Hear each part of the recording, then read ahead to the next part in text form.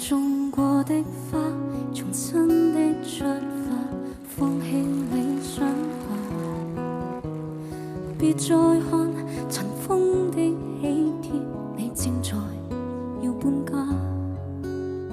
捉得起人應該接受，都有日倒下。其實沒有一種安穩快樂，永遠也不差。就似這一區曾經稱得上美滿甲天下，但霎眼全街的單位快要住滿烏鴉。好景不會每日常在，天梯不可只往上爬。愛的人沒有一生一世嗎？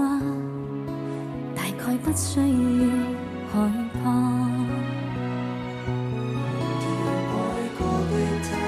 當初的喜帖更忘印象那位他，表喜婚紗照那道牆及一切美麗舊年華，明日同步摘下。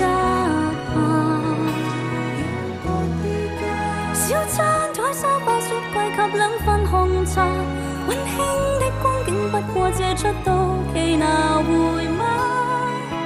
等不到下一個是嗎？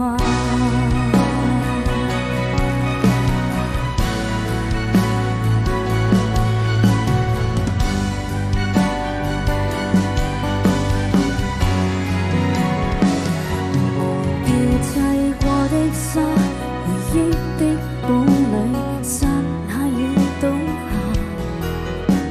面對這份喜的荒土，已注定學會瀟灑。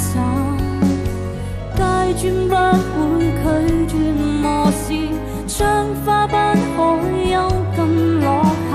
有感情就會一生一世嗎？又再惋惜有用嗎？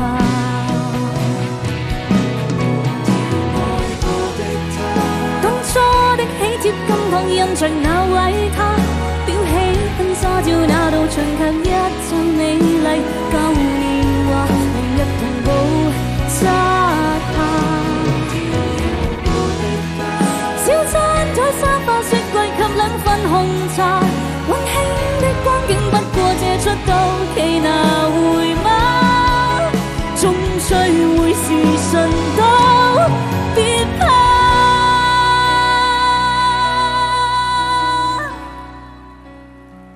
請放下手